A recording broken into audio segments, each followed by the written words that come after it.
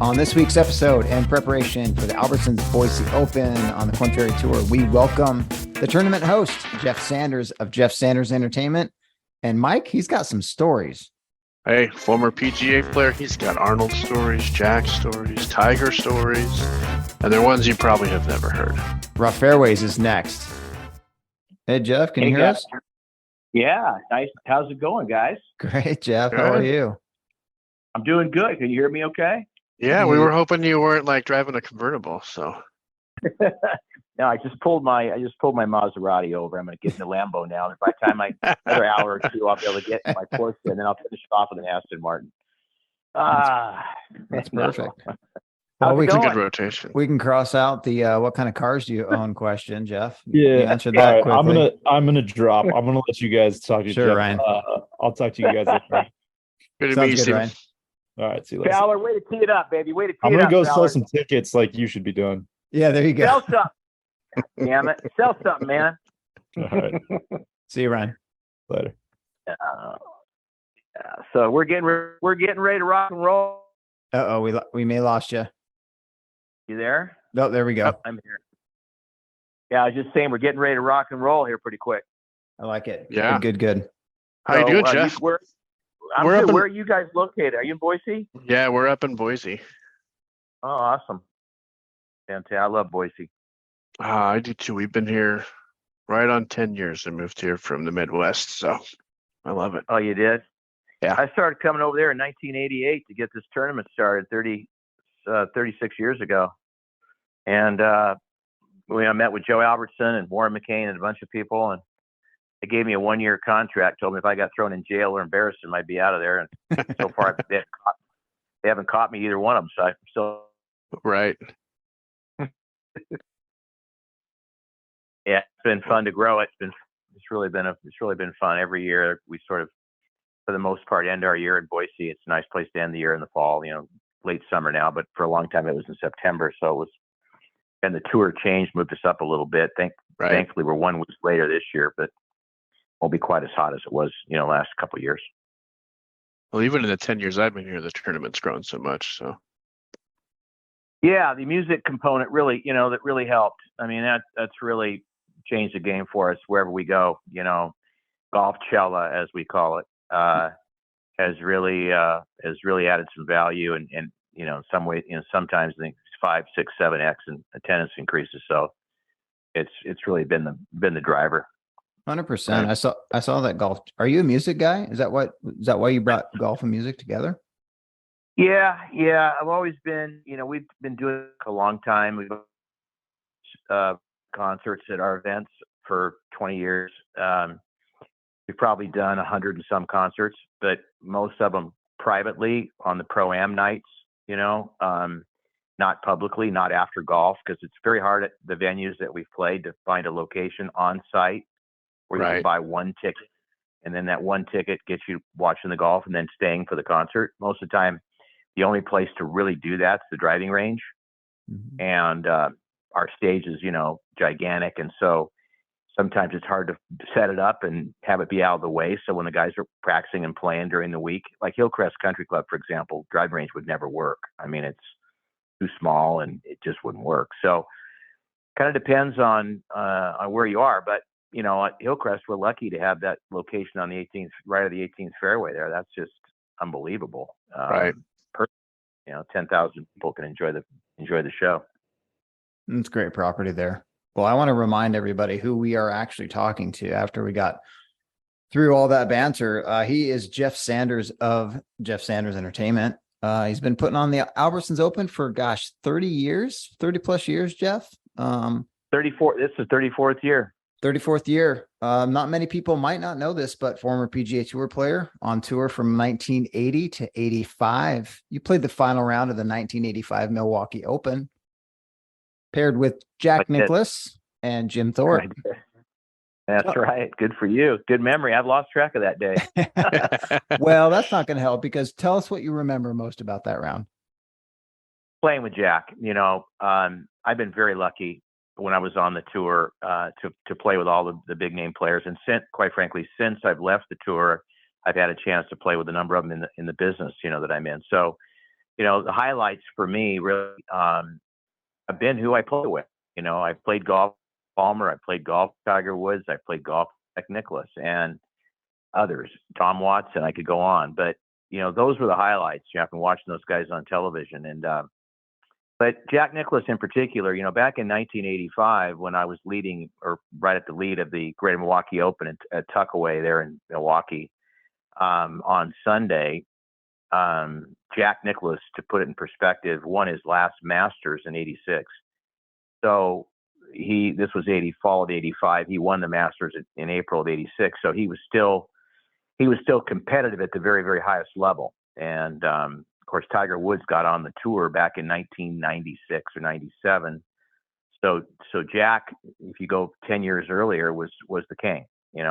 Arnold Palmer was the king, but Jack was on the golf course the king at the time. Arnold was older, but it was a great experience for me. I played better than I did. If you look back at a lot of players that get a chance to play with a legend like that in the final group with the tournament, on the line, it's not uncommon, to have a tough day when you're playing with them, because you're focused on them a little bit, to be honest. And also, Right.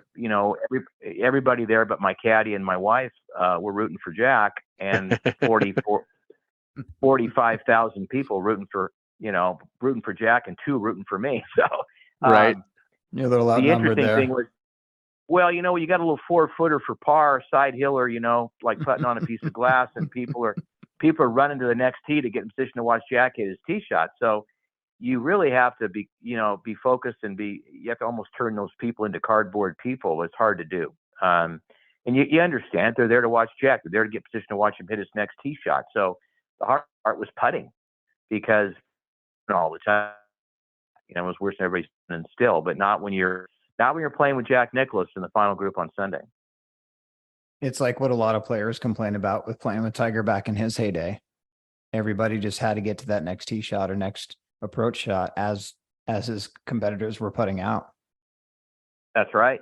That's 100% right. And when you're playing them on the last day in the last group, because that's usually your biggest crowd day, and everybody's decided who they're pulling for, and they're not roaming the golf course at that time. They're following the final group, and so your galleries are much larger on Sunday when you're in the last group than they are any other day of the week.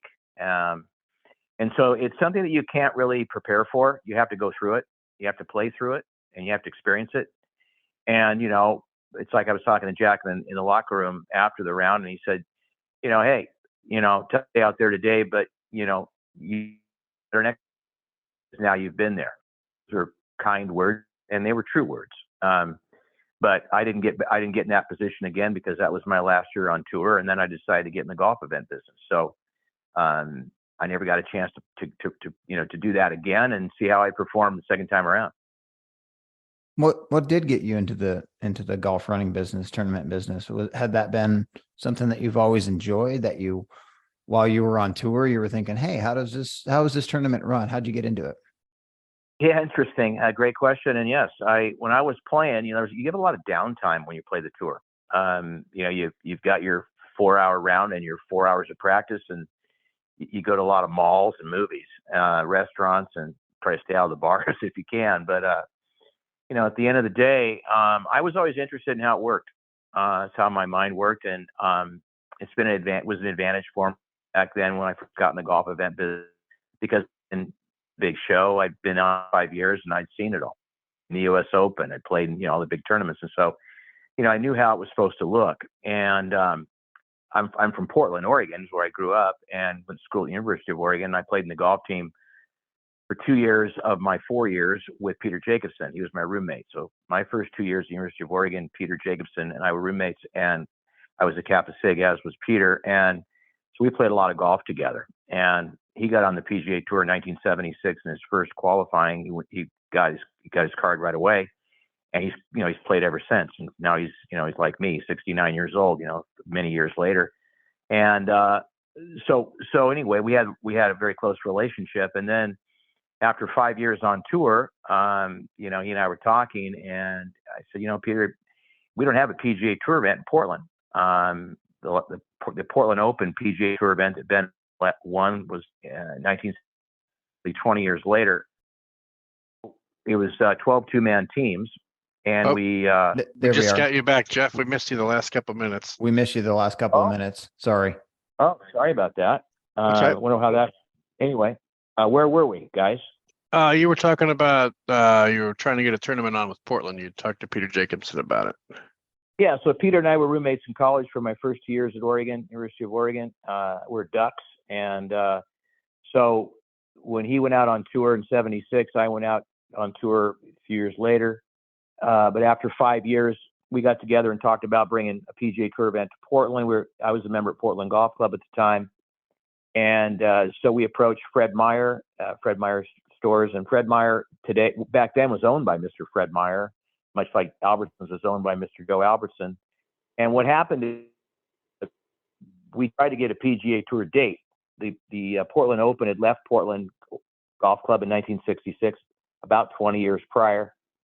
Couldn't get a date in August, the only month we really wanted to do it because of the weather challenges in Portland. So we ended up, I did the sales and Peter got the players. That's kind of how it worked. And we put it together. And so that's how I got started. My idea was just to take 1 year off the tour, help Portland get a big time golf event, be able to see the best players in the world play for the first time in 20 years at Portland Golf Club. And never look back. I ended up making a career out of it. So here we are sitting here in 2023. Yeah. 250 tournaments ago that we've put on now. So it's been a great ride. It's not over. It's not over. And Jeff, go back. I want to go back to the '96 amateur. You were the only tournament director to actually qualify for that event.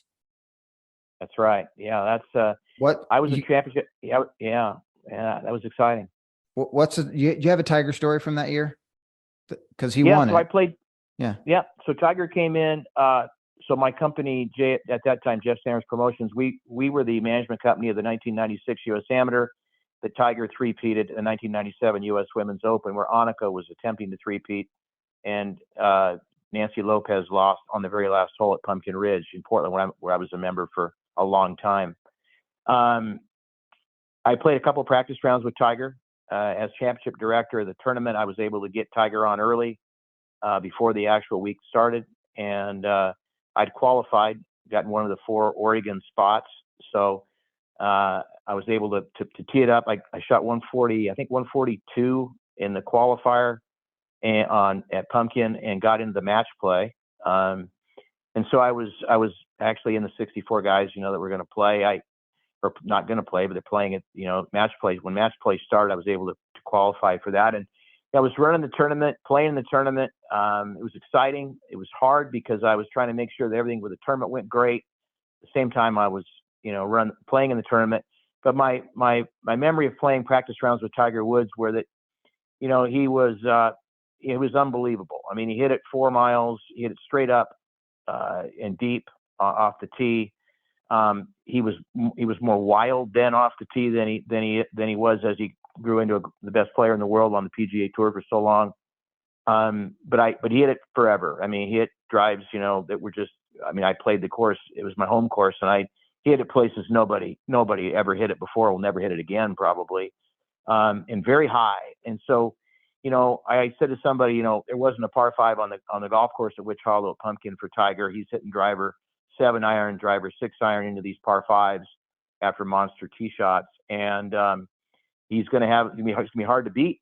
He's going to be really hard to beat out there because of his length and the height of his ball coming in soft. And so he was great to play with.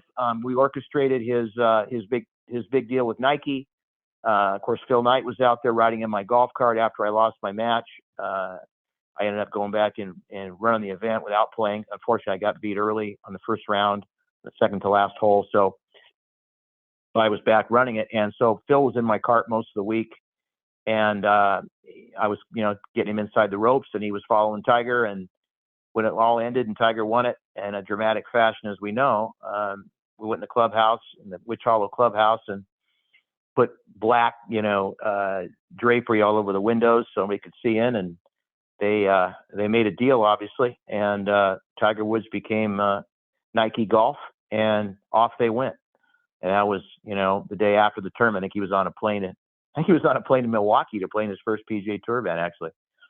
So, it was a great experience playing and a great experience running the event. We had record crowds for the Women's Open, record crowds for the U.S. Amateur. They've never seen since, and that was because of Tiger attempting to three-peat and Annika attempting to three-peat. Those are two pretty cool things to be able to promote. I loved it, had fun with it. And so, that was back in 96 and 97, a long time ago now, believe it or not.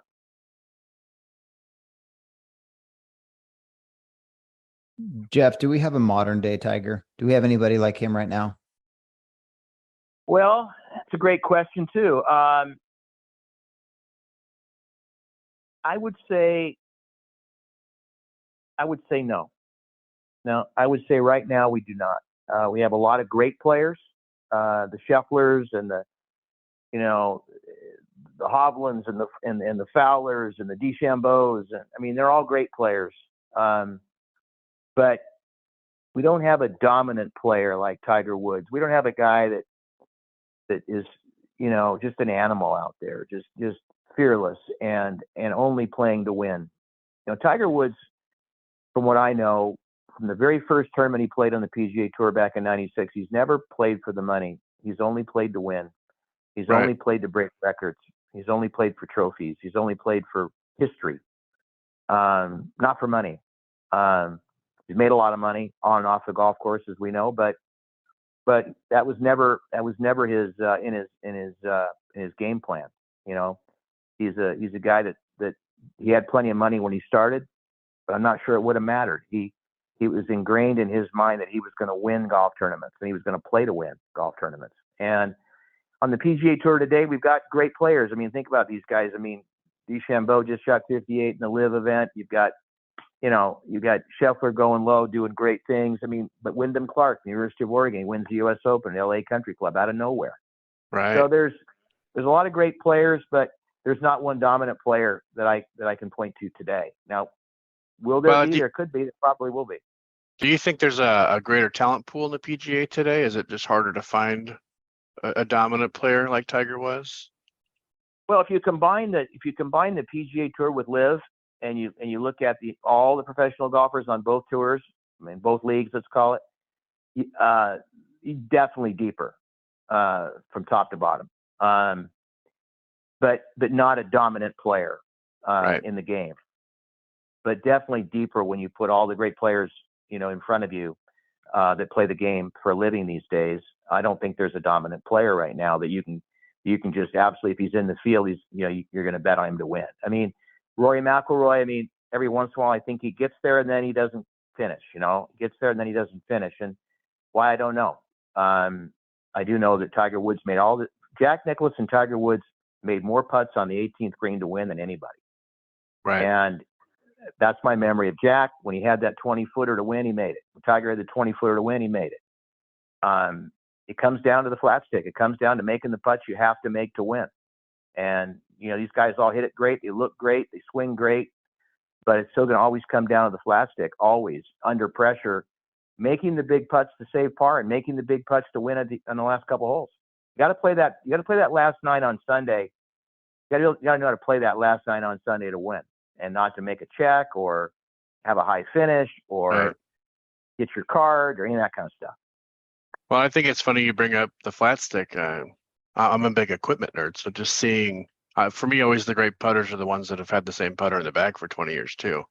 And I just see everybody's always tinkering, trying a new putter, trying a mallet, a blade, switching around. So that's always been the difference for me, for Tiger and everybody else. Like, he's still got the same Scotty in there, and you see everybody else has a new putter every couple of weeks. Well, and the two guys that, that's right.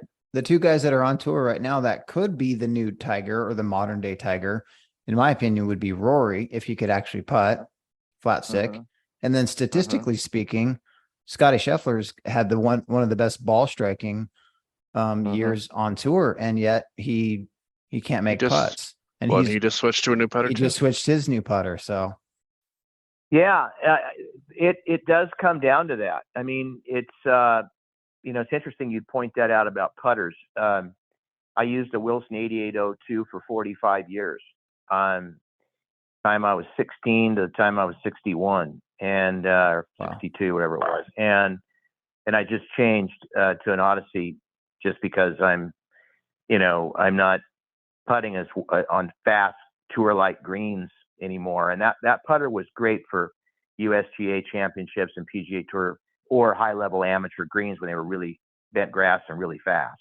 Right. The perfect putter for Hillcrest Country Club next week, when the greens get hard and fast over the weekend, is an 8802. But most guys, a lot of this has to do as well with their contracts that they have with golf manufacturers. Sure. They're playing the clubs. They'll never admit it, but those reps are pretty good at putting the latest and greatest new putter in your hand. They go, hey, try this one, hit a couple putts with, see if you like it. I mean, whether it's that or a new driver or a new whatever, and it's tempting, and sometimes it might be better, but a lot of times it isn't. You'd be better off to just to dance with the girl you brought to the dance and have your ups and downs. You know what I mean? Yeah. I think I've thought so much about changing, but I have, like Crenshaw did when he was using his 8802 for all those years, and Lanny, more of an open and closed stroke, right? Now guys are trying to keep it on line, square to square, and that depends on what a toe, a heel shafted putter like an 8802 or anything else, an Odyssey on the heel allows you to open and close the toe. If you get center, it doesn't. It's more square to square. So it depends on what your natural putting stroke looks like. And I suppose it's very hard for me to change, honestly, to a center shafted putter after having a heel shafted putter for so long. Right. Well, and the only guy I can think of these days that still has that kind of putter is Phil. Yeah. No, Phil's got that. He's got that Odyssey, that heel shafted Odyssey, and he handles it well, and he still putts well. When he's on, especially with all he's got going on in his life. It's hard to believe he can make it from 6 inches. You still have yours? Your 8802? I do. Yeah, I do. Yeah, I love it. I love to, open and close it, and hook those putts in there, man. Hook those putts in there. Okay. So what's your game like right now? Do you get to play a lot? Well, we moved to La Quinta, California. We're running the American Express, the old Bob Hope at PGA West for a number of years. That's where we brought in Stevie Nicks and Luke Bryan and a bunch of other, big music shows to save that tournament. Really, it was in trouble because it was golf only, and it was back when it was the career builder. But so we live in La Quinta, California now. We moved out of downtown Portland. We had a place downtown Portland for 23 years, and we sold it 8 weeks ago after trying to sell it for 3 or 4 years. And we're really happy living in La Quinta. I'm playing a lot more golf. I'm hitting a lot more golf shots than I was. And my game's pretty good. I mean, under the gun, I don't know, but I can still hit at 300, and I can still shoot, par, maybe 1 or 2 under if I don't get in my own way.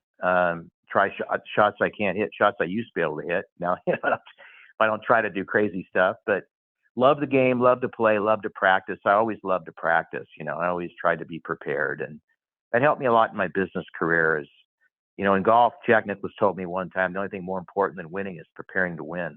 And he's right. Right. So getting a little bit older, did you shoot your age yet? I'm after it. But I won't go up on the tees. See, I won't go up there. Yeah. So I think if I went up one set of tees, I could probably do it. But I've got myself back on those black tees still. I'm that guy that's just so stubborn that I just think one of these days I'm going to make everything and shoot my age from the tips. And I'll be able to talk about it, in the bar, over my first Casamigos. So I can't stop trying from the tips. Sure. 100%. Maybe one of these days I'll jump forward, Don't give up that dream, Jeff. Don't give it up. It's one of those things that the journey's almost as important as the destination. Yeah, we used to play when I was going to school in Oregon. We played Eugene Country Club, which still is one of my top golf courses that I've ever played in my life. And we used to play 1 foot on, 1 foot off. Literally, we go to the back of every tee and put our right foot in the back off and 1 foot on. And play every inch of that golf course over there. And in the dead of the winter, it was pretty long. But Yeah. I love those Northwest courses. You know, they make you hit it out there. You know, carry it out there. So yeah, I love the game. I haven't played in a competitive tournament since the year 2000. I played in the U.S. Amateur at Baltusrol, and that was the last time I played in a competitive event. So it's been a long time. How has golf changed? I mean, you've been in it so long. Persimmon days to today, and the money, and it's just got to be so much different of a landscape. Well, the prize money's crazy. In 1985, when I had a chance to win playing with Jack on Sunday at the Greater Milwaukee Open, the purse was $300,000, and first place was 18%. So 54,000 was first. And Howard Johnson's, where I always stayed, was $46.95 a night, and the purse there now is like $8 million. First place is 1.5, and Hojo's is still $46.95 a night. But it's the money. The money's crazy. 300,000 to 7 million in that period of time. It's like the Albertsons Boise Open. The first year we played for $100,000. First place was 18,000. We gave 25 grand to charity and thought we knocked it straight out of the Albertson Stadium, you know. And this year, last 2 years, and again this year, we'll probably give $3 million to charity if things go well the next week or so. And the purse is 1.5 million. So the purse has gone up from 100,000 to 1.5 million, and charity's gone from 25,000 to 3 million. That's awesome. And you guys are the biggest charity event, which is awesome. Yeah. Yeah, we are. Yeah, we're proud of that. That's our scorecard now. Our scorecard used to have 18 boxes on it. Now it's got one, charity. Yeah. Yeah. 33 million raised over the years, and just 3 million in the last 2 years. That's fantastic. Yeah, thank you. We're proud of it. The team, I have the best team in golf. We're not the biggest. We're pretty small these days. We got big, but now we're small again. And the talent level, experience level on my team is unbelievable. And I'm really proud of them. They are amazing, every single one of them. And you know, we try to make everybody look good. You know, entertain our guests, fans, players, and sponsors, and make everyone look good. If we do that, we'll be successful. And we care about the numbers. We care about the results. You know, as most of us are golfers, right? So we're not happy with 72. We're not happy with doing what everybody else does. And so, you know, adding the music component to our model and golf by day, music by night model that we have has really been fun. It's been different. It's been unique. And it's been a game changer. And so when I look back on, you know, running all these tournaments for all these years and raising all this money for charity, I think one of my proudest moments is figuring out when I started to get a little bit bored with running golf tournaments and not seeing enough people going for my liking, you know, we as a team coming up with this model and then executing it the way we do is really been awesome. I wish we could have done it earlier and with more events, but when you're running concerts during tournaments, it's like you're in both businesses. You know, you're in the concert business and you're also in the golf event business. And so it takes a lot of time. It takes an incredible amount of time. And you got to be careful you don't make a mistake. You know, we've got only so much money to buy bands with. We've got to make sure we price it affordable because Albertsons wants everything affordable, and so do we. And we want everybody to say, wow, is this possible? You could go to watch PGA Tour level golf and the next Ricky Fowler and the next Scotty Scheffler and the next Wyndham Clark and be able to listen to Joan Jett rock the house on Friday night for $30. Mm-hmm. Yeah. Amen, I mean, that's what we want. And then give the $30 that one of 40 local Boise charities that you select. We're the only professional golf tournament that I know of that gives 100% of its ticket sales to charity, and that lets the buyer select the charity. And that's Amazing. Think about that. That's 4 tours. That's probably, I don't know, 4 times 3 is 120. It's probably 120 to 140 golf events, or, you know, LPGA champions, Korn, Ferry, and PGA Tour. And so, you know, we like that a lot too. It gets our crowds up, nice big crowds, and looks great in the Golf Channel and makes everybody happy. You got any I mean, you can't even go to musicians a that you- regular concert for 30 I bucks. was just gonna say, yeah, you can't do that. No, You no, got any and musicians you know that you are gonna. Pardon me. Yeah, I was Sorry. just gonna say, do you got any musicians that you haven't got aboard yet that you're working on, or any favorites of yours? Well, I'm we've had between the American Express, the Safeway Open, the Albertsons Boise Open, we've had a lot of great names. I mean, at Safeway we had Bon Jovi. Excuse me, at Safeway we had Dave Matthews, Blake Shelton, John Legend, Jimmy Buffett, Vince Sammy Gill, Hagar, Darius Vince Rucker. Gill, and on. Yep. We had Rucker. Yeah, you got the list. And then, Mhm. at Amex we had Stevie Nicks and Luke Bryan, and we had Bad Company, and we had Sammy again, and we had Huey Lewis in his last concert before he lost his hearing.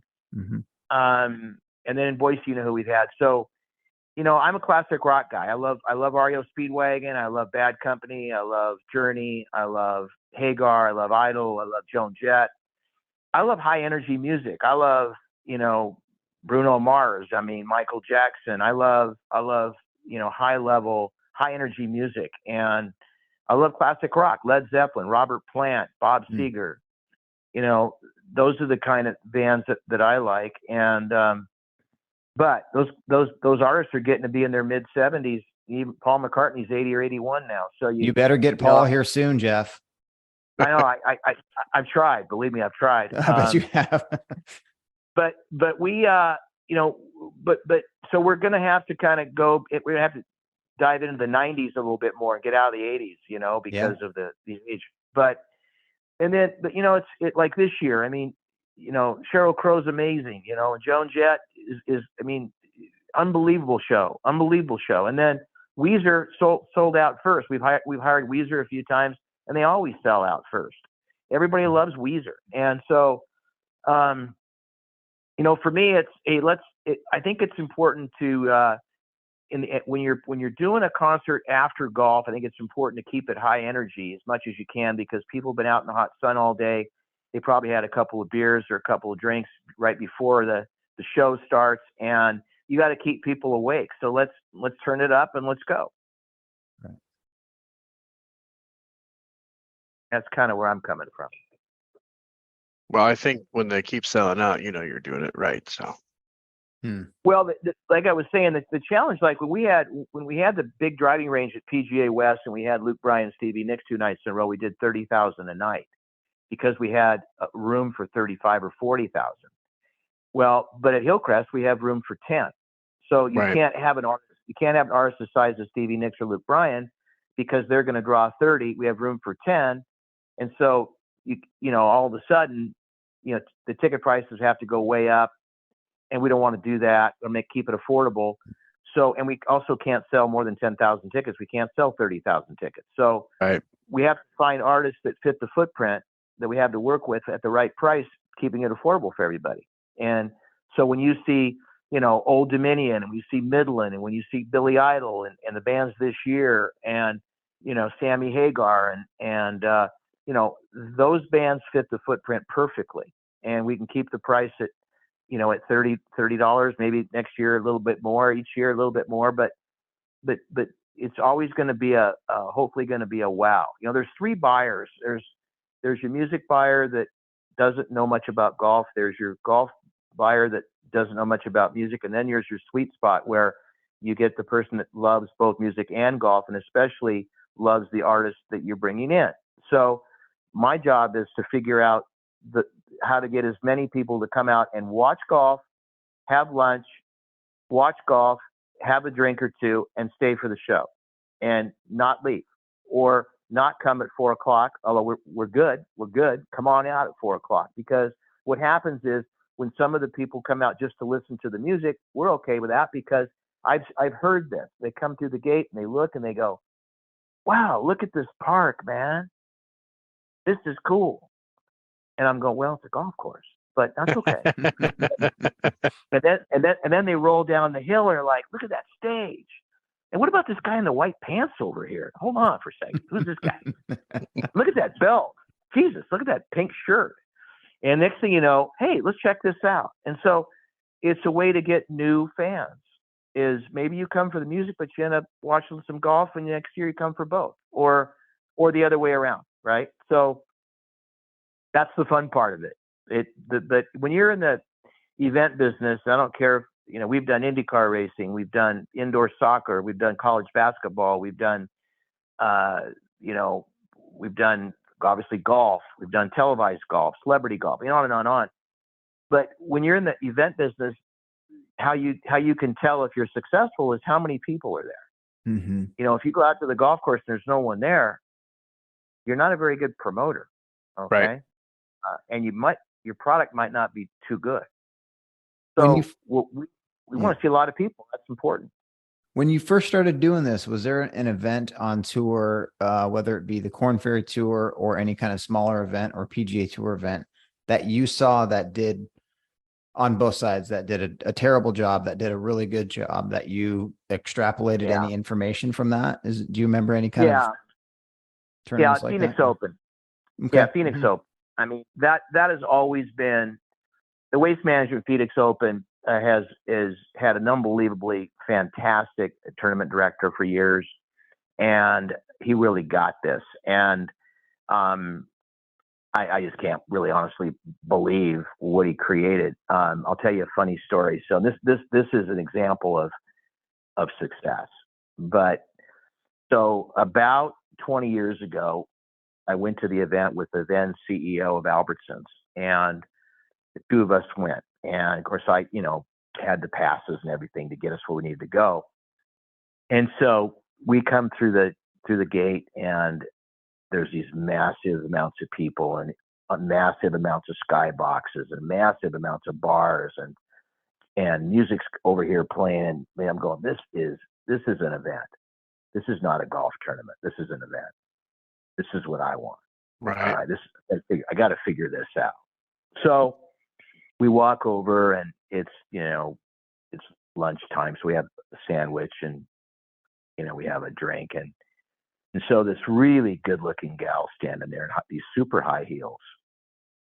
And so, I'm not too bashful. So I say, "Hey, how you doing?" "I'm doing great." I said, "Hey, what hole's Phil Mickelson on?" She says, "Who's he?"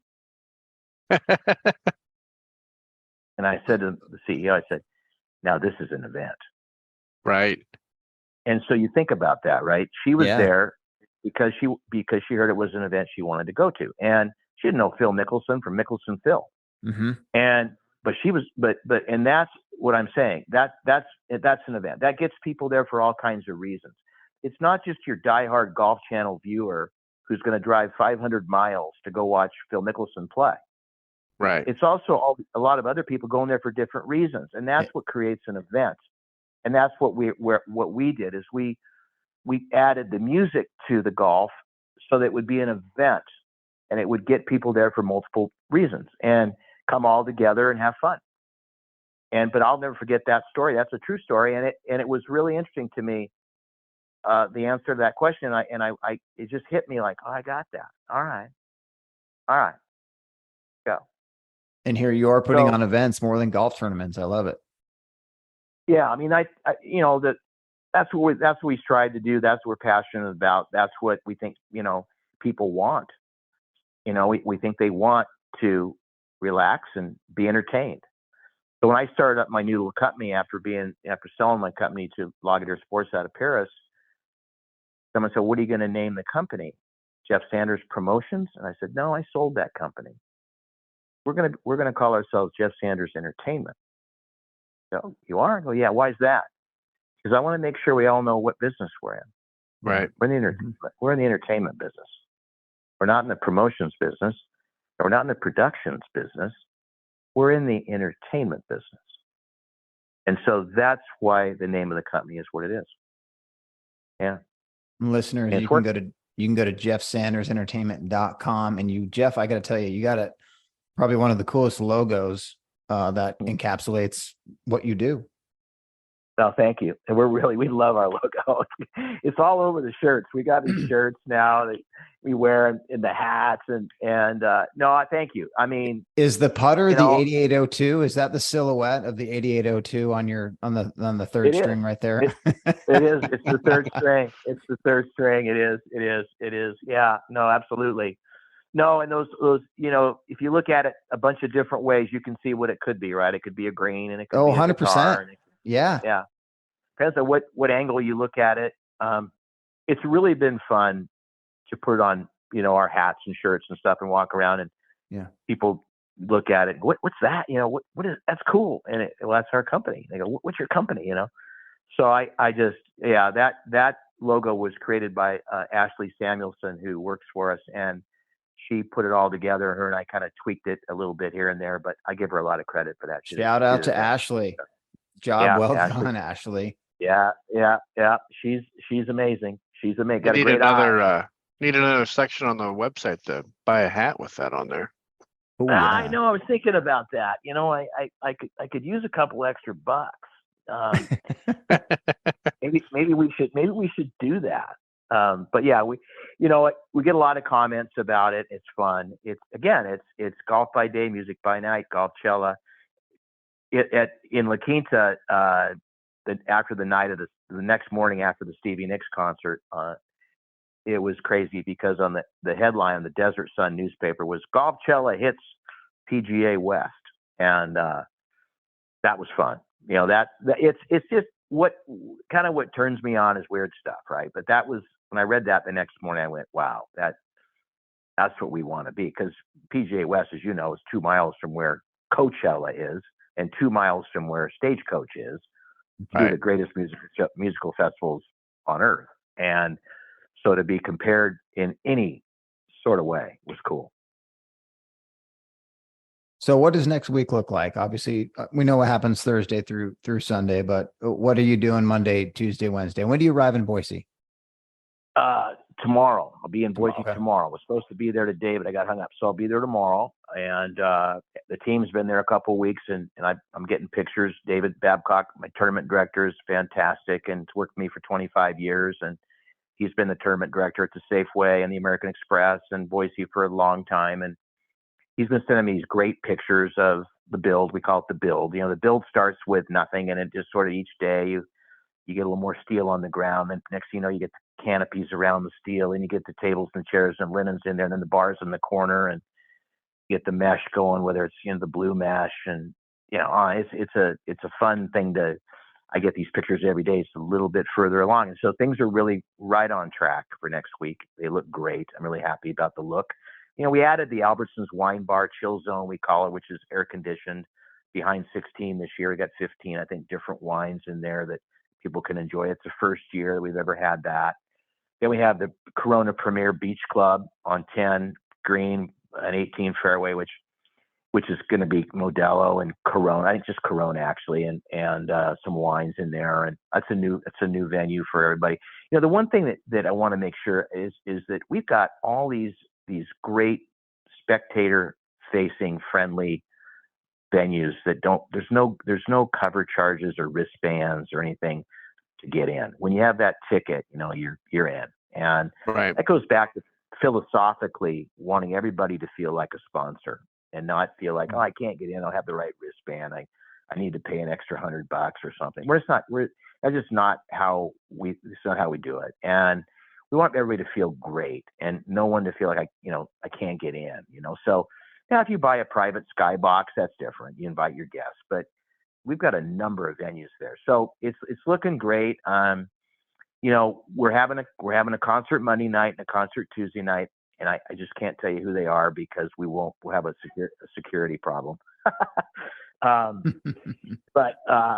But you know who's coming Thursday, Friday, and Saturday, and you'll hear who's coming, who came Monday and Tuesday. You'll be good with it. You'll be good with it. So we always did at Safeway for 5 years. Safeway opened at Silverado in Napa. You had Johnny Miller as the host, and Phil Mickelson was our headliner every year.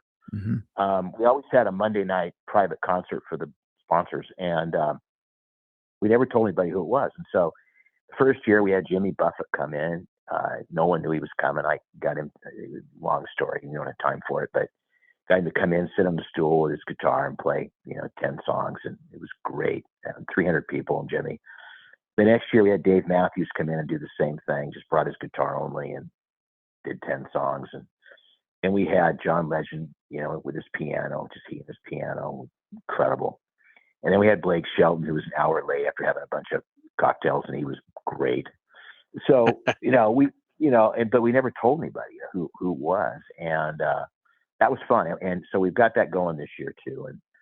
And, but it's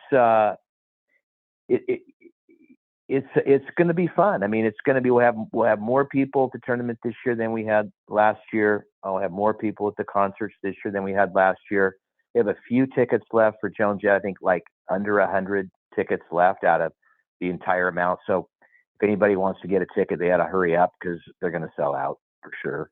Where can they go, Jeff? If they want tickets, where can they go? Yeah, go to albertsonsboiseopen.com and buy your tickets and send them to your favorite local. There's 40 local Boise charities on the drop-down menu. You have to pick one of the 40, or you can give it to 2 different ones if you'd like or more. But I think we're real close. I mean, it's going to sell out, and so I would pick up the phone or I'd go get online and buy them because we've hired Joan a couple times and Bad Reputation and I Love Rock and Roll, all her other songs. She comes out there in that all black leather outfit and she can still go. I mean, she's amazing. But the other 2 are sold out completely. And this one's I think this has somewhere in the 70, 80 tickets left out of all we had available to start with. Beautiful. So it's going to be a fun week. It's going to be a great week. Ben Coles is the leading money winner. He's a great player. He's got a chance to be very successful on the PGA Tour. We've got this kid from Belgium who can't pronounce his name, but he's right. That's what Ryan was just talking about. Yeah. Yeah. I mean, he's Adrian a great Dumont de Chazart. Yeah. Yeah. It's a mouthful, but yep. This guy can make birdies. And, it's every year, like a Wyndham Clark, guy comes through, don't know who he is, wins the U.S. Open. Ricky Fowler, first pro start, look what he's done. Scotty Scheffler, 219, look what he's done. I mean, Boise Open alumni. I mean, the list of Boise Open alumni is phenomenal. I think Ryan told me we have 30 wins out of 42 events this year that all played in the Albertsons Boise Open on the PGA. I think 30 out of 42. I think that's the number. But I mean, you're going to see a PGA Tour winner. You are. I mean, we had Taylor Montgomery on, and he's had a phenomenal rookie year this year on the PGA Tour. We had Phil Knowles. He was leading through 3 rounds last year at Boise. Boise always produces just such good and high quality golf and players. Yeah, it does. Well, it's a good test. It's not the longest golf course, but the greens are firm and fast. You got to keep it in the fairway off the tee. You got to be a good iron player. You got to know how to bounce it up and stop it. You got to be careful. But it goes over the green, you're going to make bogey. These greens are pitched, and it's hard to get it up and down, especially at 18. Some of the greens are undulated, but no, it makes you find out how good your short game is in a hurry. The elevation is always interesting. We're up in the air, so the ball goes further. So you got to figure that out. You haven't played Boise, Idaho before. That takes a couple of rounds. If you don't come in and play your practice rounds, you won't figure that out. And that'll be a problem. Right. Everyone always thinks these guys are going to shoot 50 under, and they don't. And especially when the ball's bouncing.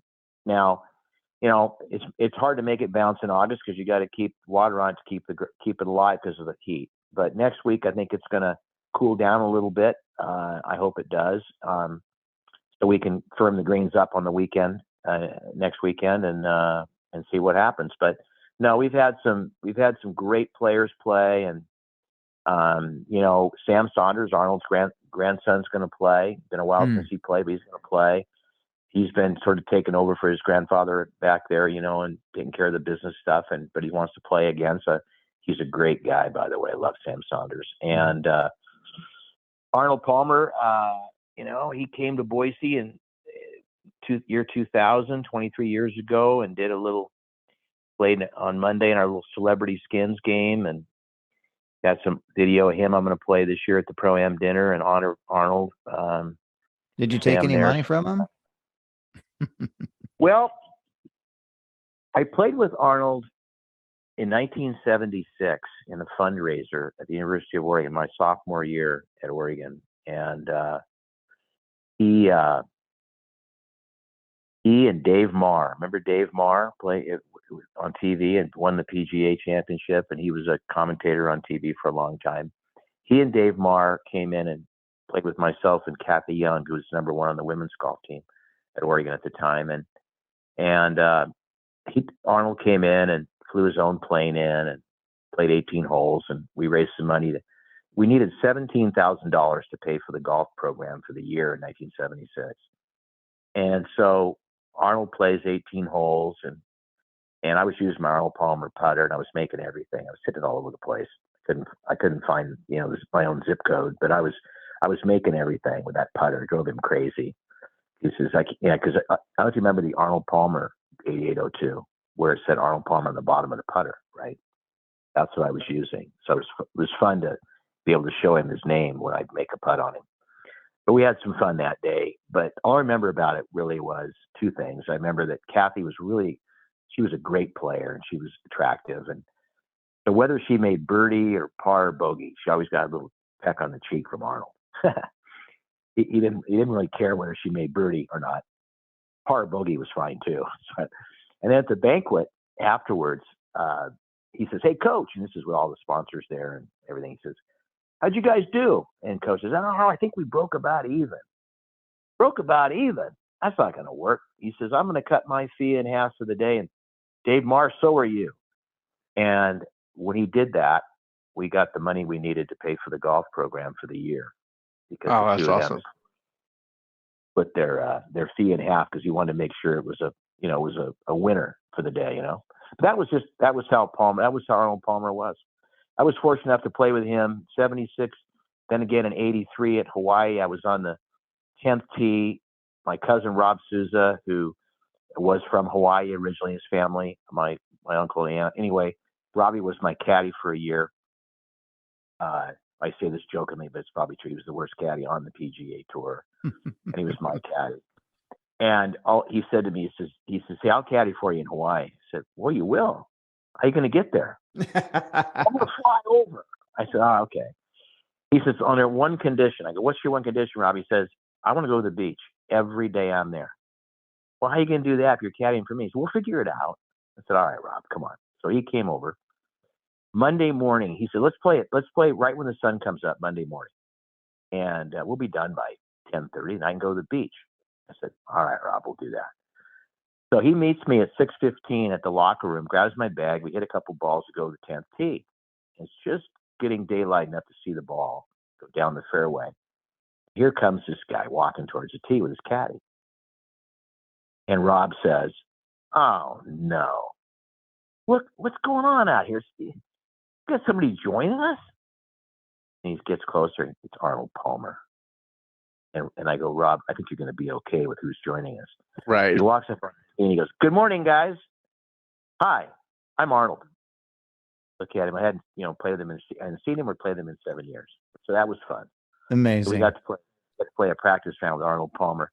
He was the first guy I ever saw he wore white that day, white golf shoes and slacks, but he was wearing the low cut socks that go when you wear shorts.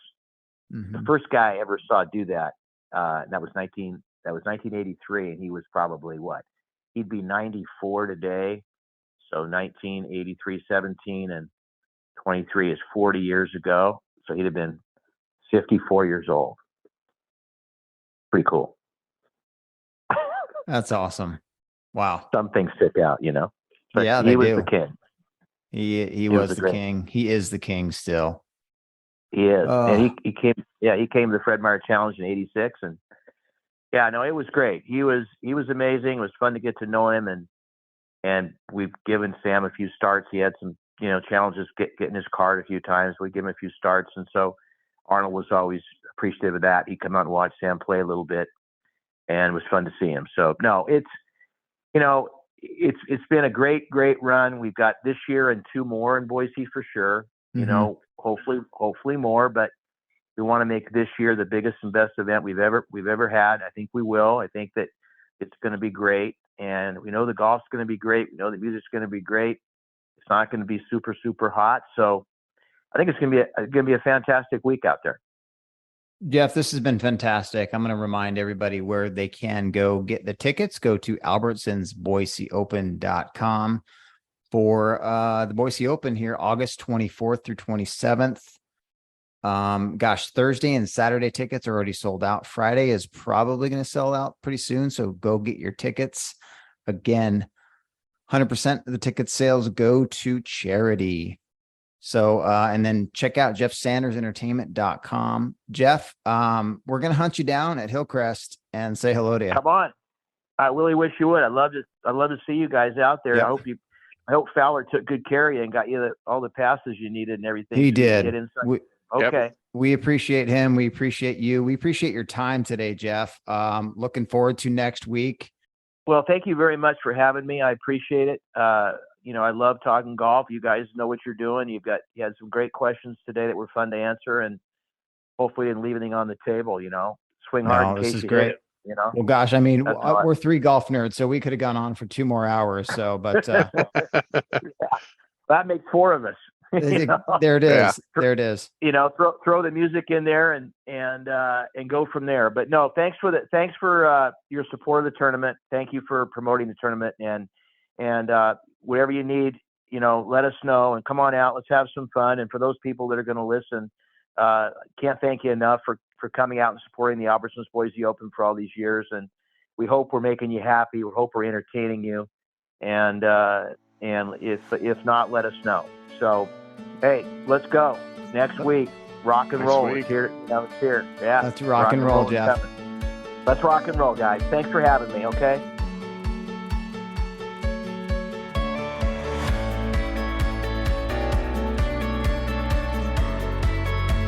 Rough Fairways is produced by Eddie Dunn and Mike Sells. A big shout out to Jeff. Jeff, thanks so much for coming on. That was an enjoyable conversation. Big shout out to Ryan Fowler for setting it up. And for all the Boise listeners, if you're out at Hillcrest next week, please come say hello. We'd love to see you in person. For Mike, I'm Eddie. We are Rough Fairways. And remember, everybody, be kind to each other.